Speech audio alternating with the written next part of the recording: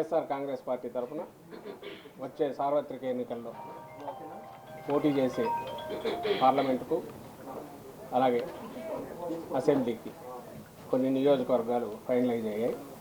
ఆ వివరాలు ఇప్పుడు మన మంత్రి మేరుగు నాగార్జున గారు చదివి వినిపిస్తారు.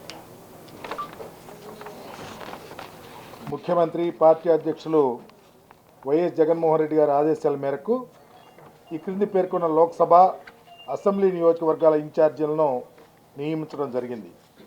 రాజమండ్రి ఎంపీ పార్టీ సమన్వయకర్తగా డాక్టర్ గూడూరి శ్రీనివాస్, అలాగే నరసాపురం ఎంపీ పార్టీ సమన్వయకర్తగా అడ్వకేట్ గూడూరి ఉమాబాల, గుంటూరు ఎంపీకి పార్టీ సమన్వయకర్తగా ఉమారెడ్డి వెంకటరమణ,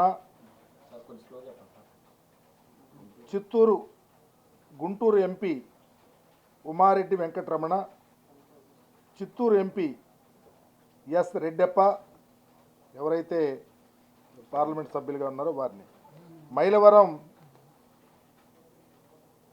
సమన్వయకర్తగా సర్నాల తిరుపతిరావు యాదవ్,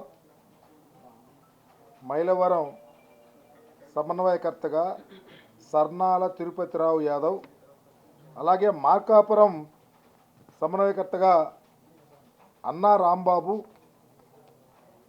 గిద్దలూరు సమన్వయకర్తగా కె నాగార్జునరెడ్డి, నెల్లూరు సిటీ సమన్వయకర్తగా ఎండి ఖలీల్, నెల్లూరు డిప్యూటీ మేయర్ గారు వారు, అట్లాగే జీడీ నెల్లూరు సమన్వయకర్తగా ప్రస్తుత ఉప ముఖ్యమంత్రి వర్యులు కె నారాయణస్వామి, ఎమ్మిగినూరు సమన్వయకర్తగా బుట్టా రేణుక, వీరిని సమన్వయకర్తలుగా గౌరవ ముఖ్యమంత్రి గారు ఆదేశం మేరకు నియమించడం జరుగుతూ ఉంది.